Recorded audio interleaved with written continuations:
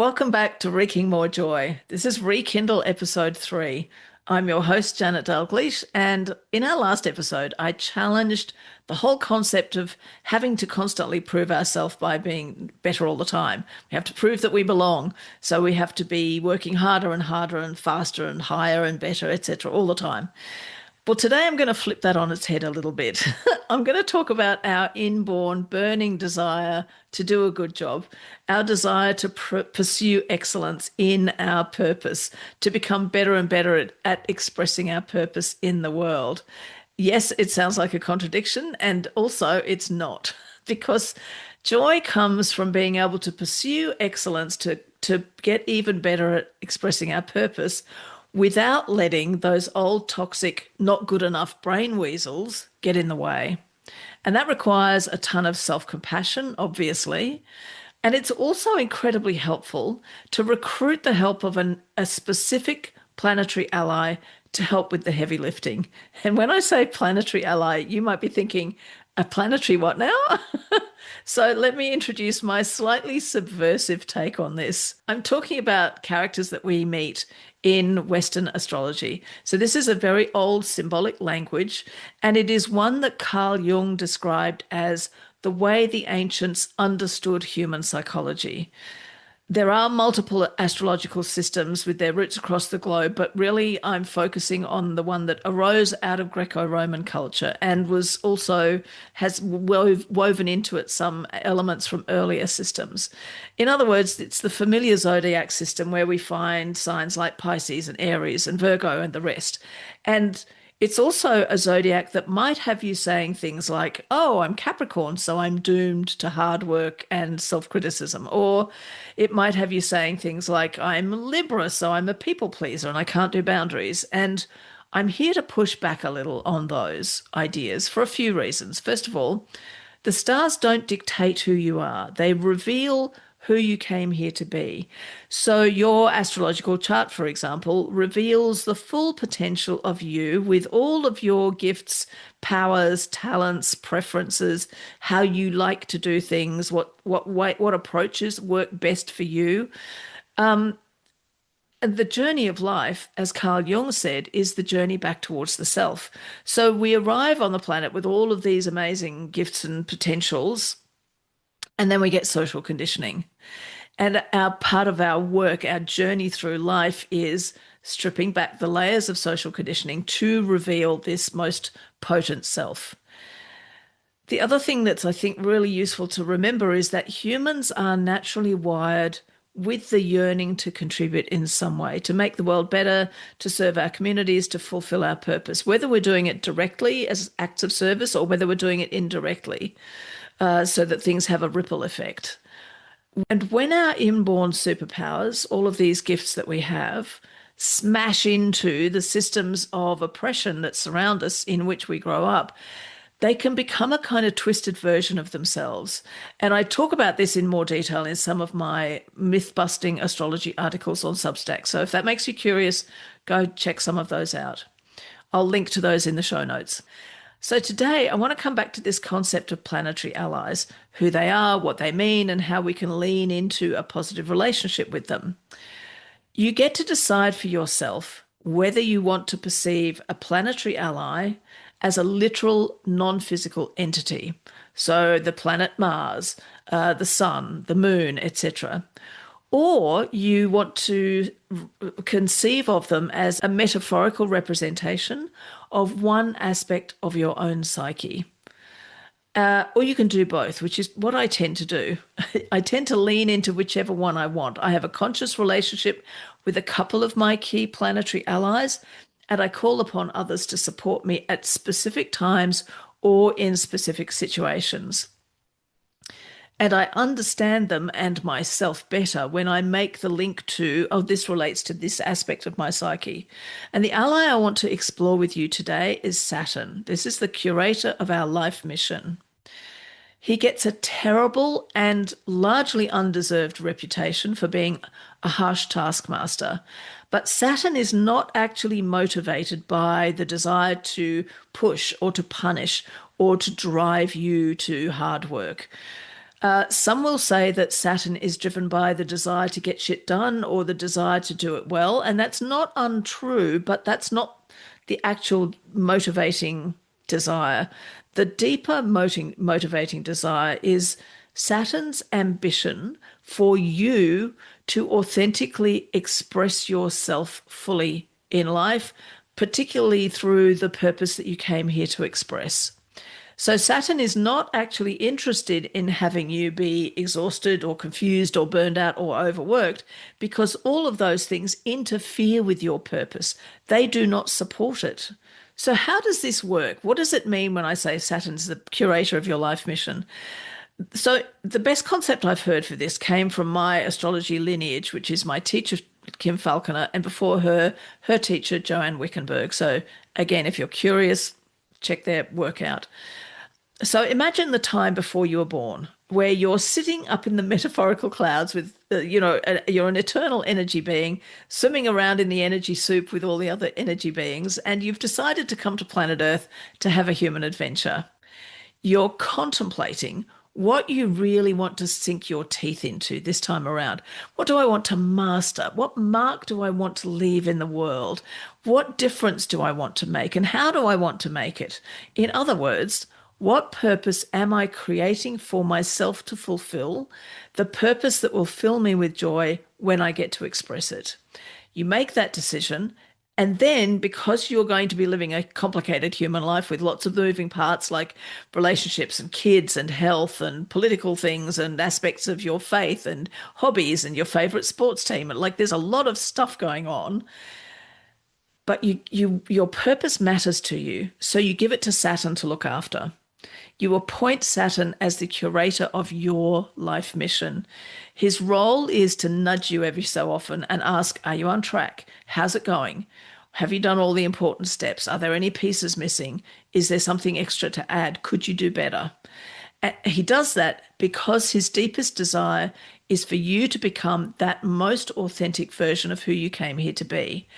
And as you can imagine, that's a wonderful thing to have someone you can lean on, knowing he is 100% on your side. But, and this is a gigantic but, you live in a system which benefits when you are full of self-doubt, a system which benefits when you think you have to work harder or be better or do more, literally makes a profit by your overworking, by your choosing to under-earn and overwork.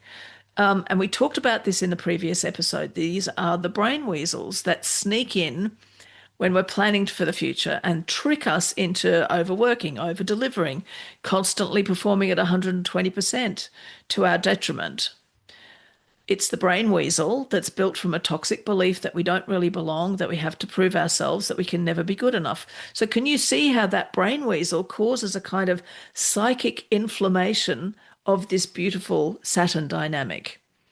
Free-flowing, uninhibited Saturn might say, what does my person need in order to do their best work today? What does Janet need in order to do her best work today? Of course, she needs to start the day with a cup of coffee and building some Lego. And then she can do a really good piece of work.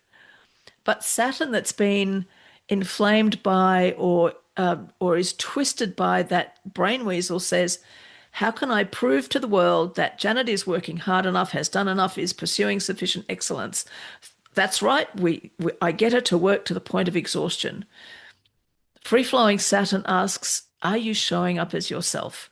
Are you doing the work you came here to do? Are you being real about your gifts, your commitments, and your purpose? And that patriarchal capitalist brain weasel distorts that into perfectionism, overwork, obsession with results, comparison, self-criticism. And worst of all, instead of helping us to show up fully, these distortions and the system that gave rise to them all train us to discount our own achievements. Because if I look at my achievements and I think, oh yeah, I have done a good job, I can rest on my laurels, I'm not working hard enough to keep the system happy. So many of the women I work with who are brilliant, capable, creative women have lost the ability to spot their own glory. In fact, I would go further. I would say they've been encouraged to lose sight of their own glory. They wait for the big win to celebrate, or they tell me I don't even know how to celebrate. I don't know what celebrating myself even means. And in doing so, they ignore not only their big wins, but also the countless milestones that they've hit along the way, each of which is also a win. I once worked with a client, one of my favorite clients. I've worked with her a few years ago, and when I asked her what she was most proud of, the first thing she said was her kids, and that's completely valid. I am not here to denigrate that. That is a completely valid thing to feel proud of. And when I said that's great, what else? She really struggled for a while, and then finally, quite hesitantly, she said, "Well, I guess I passed medical school." And then she tried to skim over it and get on to finding something else. And I had to say, whoa, hang on a minute, honey, back up. You didn't merely pass medical school. You showed up for rounds every single day. You studied and passed multiple exams. You kept body and soul together by waiting tables. You persevered through doubt, through exhaustion, through systemic barriers, significant systemic barriers. You did it daily for years and years. These are all countless milestones, yet not only did she not notice them, she was puzzled about the concept of giving herself credit for them. She didn't even feel comfortable celebrating the overarching big win of having a successful career as a physician. And meanwhile, her Saturn was being strangled by this brain weasel of not good enough, gasping in desperate thirst for some kind of recognition. And in the absence of that recognition, she was working 14 hours a days in her own business, 7 days a week, because there was still that brain weasel was still driving the bus. No wonder her purpose felt very divorced from joy. I'm very happy to say that we turned things around and she completely changed what she was doing. She's now doing something, she's still doing her own business, but it looks radically different and she's really changed everything. So here's the thing. When the brain isn't trained to celebrate, we forget our capacity to show up. We forget our own competence. We forget how much joy we can derive from acknowledging ourselves. And Saturn wants you to see yourself clearly. Saturn actually wants you to honor the work, the effort, the consistency, even at the tiniest level. Not just the big outcomes that the systems around us grudgingly recognize with, promotions and awards and degrees. And by the way, we know the system is grudging about those achievements, not individuals, but the system itself. We know that because how often have we heard things like, she must have slept her way to the top, or it must have been a DEI hire. So even those achievements can feel tainted or hard to come by. But here's the good news. You can retrain your brain to celebrate your wins, including the tiniest of milestones along the way, with a lot less effort than you might think. I do have a free resource for you, which I will detail at the end of this conversation. But I want to say that even without my, proprietary practice, there is a way to get yourself in line with that beautiful, loving Saturn who is 100% there to support you living your purpose with joy. So here's what we're going to do. Sit quietly and do a little preparation. So we're just going to make sure we've got a nice space where we won't be interrupted, and we're going to have maybe some pen and paper with us. First of all, make the assumption that your brain does know the answers to this question, even if it's not in the habit of presenting these to you on a regular basis. So your brain knows a lot of stuff that it doesn't regularly present to your conscious awareness. It's got a bunch of data stored there that it doesn't bring out until you ask the question.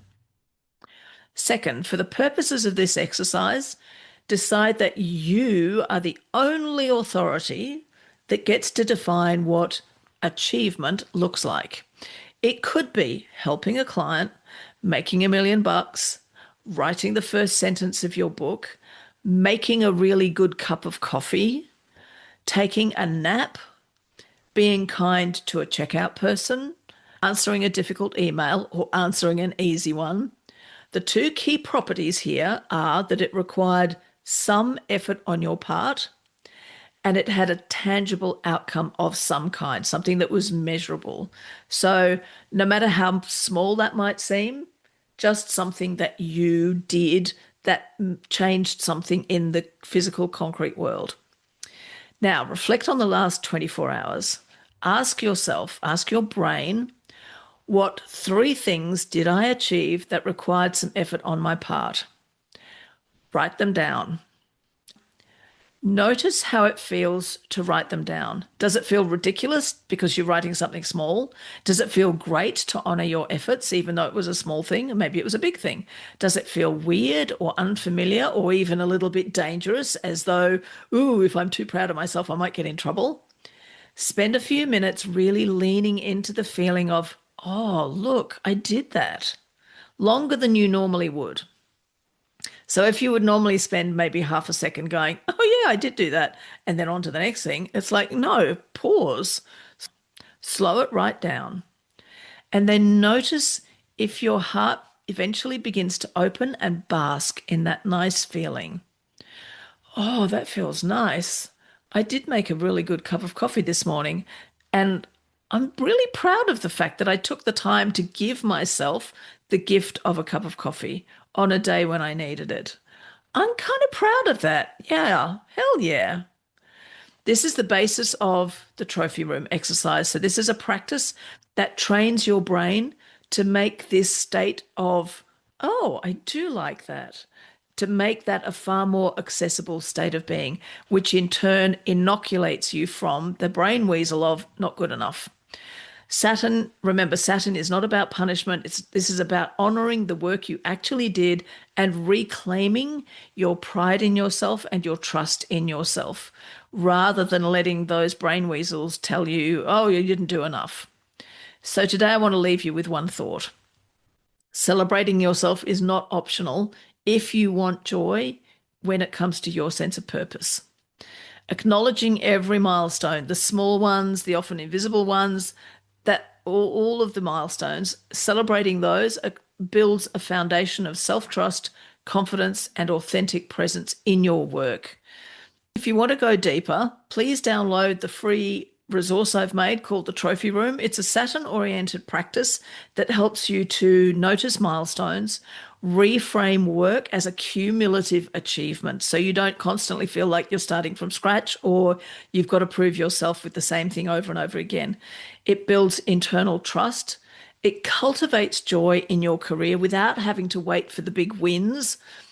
It's like a mental trophy palace for yourself. Every small act, every tiny step, every sign that you showed up, it all gets displayed, appreciated, and acknowledged. And by doing this regularly, you literally rewire your nervous system to see yourself as competent, capable, worthy of celebration.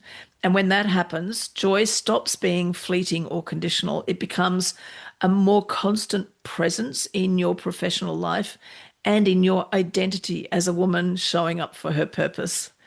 If you've got any comments or any questions, please feel free to let me know in the comments. I'll see you next week.